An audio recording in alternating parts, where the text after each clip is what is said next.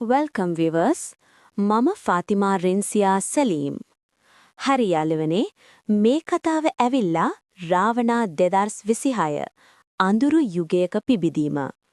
පාර්ලිමේන්තුව බිඳ දමා රාජ්‍ය අල්ලයි. එහෙනම් අපි යමු වීඩියෝ එකට. ඊට කලින් channel එක subscribe කරන්න, like කරන්න, comment කරන්නෙත්, share කරන්න අමතක කරන්න එපා. හිතන්න සියවස් ගානක් තිස්සේ නිදාගෙන හිටපු පුරාවෘත්තයක් එකපාරටම පණ ලැබුවොත්. අන්න ඒ වගේ කතාවක් තමයි අද අපි දිගහරින්න යන්නේ. රාවණා 2026 සෙවණලි රජුගේ පිබිදීම. මේ හැම දෙයකම පටන් ගැනීම.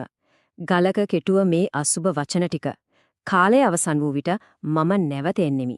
මේක නිකම් වචන ටිකක් නෙවෙයි. මේ තමයි මුළු ලෝකයේම සදහටම වෙනස් කරන දරුණු සිදුවීම් දාමයක අඳුරුම පෙරනිමිත්ත. ඉතින් කතාවේ හැරවුම් ලක්ෂ්‍ය එළඹෙන්නේ මෙන්න මේ වෙලාවේ. 2026 ජනවාරි 7 හරියටම මධ්‍යම රාත්‍රිය පහුවෙලා තත්පරයයි යන්නේ.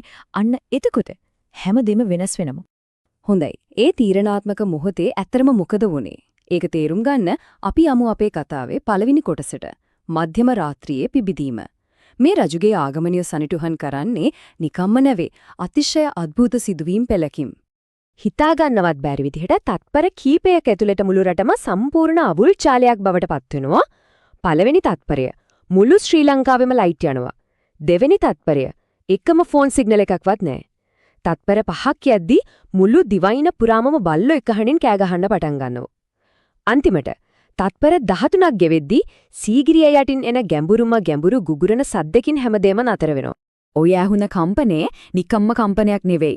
ඒකෙන් බින්දෙන්නේ අවුරුදු 10 ගානක නිහඬියාවක්. ගැඹුරු ගුහාවක් ඇතුලේ අදහගන්න බැරි බලවේගයක් එයාගේ පුරාණ ගල් හිරගේ කුඩුපට්ටම් කරගෙන එළියට එනවා. ඔව්, සියවස් ගානක නින්දකට පස්සේ රාවණ රජු ආයමත් මිනිස් ලෝකෙට අඩිය තියෙනවා. හැබැයි ගුහාවෙන් එළියට ආම එයා දකින ලෝකය එයා කවදාවත් දැකපු එකක් නෙවෙයි. විදුලි බුබුලු වලින් දිලිසෙන අහස් උසට නැගුණු වීදුරු කඳු. වේගෙන් දුවනේ යකඩ මෘගයෝ. මේ හැමදේම යාට පේන්නේ මායාවක් වගේ. ඉතින් යාගේ කටින් පිට වෙන්නේ එකම ප්‍රශ්නයයි. මේ කුමන මායාවක්? ඉතින් ඔය මායාව ඇත්තක් කියලා තේරුම් යද්දි තමයි නියම ගැටුම පටන් ගන්නෙ. පුරාණ රජෙක් නූතන ලෝකයක මුහුණට මුහුණ හැප්පෙනවා. අපි බලමු කතාවේ දෙවෙනි කොටසෙන් ඒ ගැටුම කොයි වගේද කියලා. පැහැදිලිව මෙයා ආපු ලෝකයයි දෙන් ඉන්න ලෝකයයි අතර තියෙන පියවන්න බැරි තරම් ලොකු පරතරයක්. හිතන්නකෝ මිත්‍යා මෘගයෝ දිව්‍යමය බලය තිබ්බ යුගකෙක ඉඳන් එකපාරටම විදුලිකා හමුදා ඩ්‍රෝන් විතරක් නෙවෙයි ඩිජිටල් මීම්ස් පවා තියෙන අමුතුම ලෝකයකට වැටිලා. මේ ලෝකෙදල කොයිත්ම ගැලපෙන්නේ නැහැ. ඉතින් ඔය නොගැලපීමේ ප්‍රතිඵලය නම් හරිම බිහිසුණුයි. එයාට පාර යන වාහන පේන්නේ යක්ෂයෝ වගේ. අලුත් තාක්ෂණය පේන්නේ Tamanට විරුද්ධව කරපු සතුරු මායාවක් විදිහට. ඉතින් ප්‍රතිචාරය නගරේ වීදි දිගේ දරුණු විනාශයක් කරමින් ඉස්සරහට යන එක තමයි. හැබැයි මේ හැම බලයක්ම තියෙන රජාටත් දුර්වල වෙන මොහොතක් එනවා. අහස දෙබෑ කරගෙන යන ජෙට් යානයක් දැකපු පළවෙනි පාරට එයාගේ ඇස්වල මීට කලින් කවදාවත් නොතිබුණු බයක සේයාවක් මතුවෙනවා. නූතන ලෝකයේ නිර්මාණවල තියෙන දැවන්තකම එයාවත් ගැස්සෙන තැනටපත් කරනවා. ඉතින් ඔය බය ක්‍රෝධයක් බවට හැරෙන වැඩි වෙලාවක් යන්නේ නැහැ. රජා තීරණය කරනවා එයාගේ බලය පාවිච්චි කරලා මේ නූතන ලෝකේ යටත් කරගන්න. අපි බලමු තුන්වෙනි කොටසින් එයා කොහොමද ශ්‍රී ලංකාවේ ආයතන තමන්ගේ අద్భుත බලෙන් බිඳ දමන්නේ කියලා. හමුදා ඩ්‍රෝන රංචුවක්ම එයා දිහාට එනවා. එයාගේ මූණේ තියෙන උපහාසාත්මක හිනාවක්. එයා අහනවා මේවද යුද්ධය? ඊළඟ මොහොතේ එක අතක් උස්සනවා විතරයි ඒ ඔක්කොම අලු ගොඩක් බවට පත් වෙනවා. එයාගේ වේගයයි කාර්යක්ෂමතාවයයි නම් ඇත්තටම ඇදහිය නොහැකි මට්ටමක තියෙන්නේ. බලන්නකෝ මුලින්ම එයා මුළු හමුදා තාක්ෂණයම අක්‍රිය කරනවා. ඊට පස්සේ ඇහක් පියවලා අරින වෙලාවට හරියටම තප්පර 7කින් පාර්ලිමේන්තුව බිඳගෙන ඇතුළට යනවා. ජනාධිපතිව සිරකරුවෙක් කරලා එතනම එයාගේ පුරාණ රාජසභාව ආයමත් පිහිටුවනවා. පාර්ලිමේන්තු ගොඩනැගිල්ල ඇතුළේ ඉඳන් මුළු රටටම ඇහෙන්න ගිගුම් දෙන හඬකින් එයා ප්‍රකාශ කරනවා මේ රට මගේ, මේ මිනිස්සු මගේ.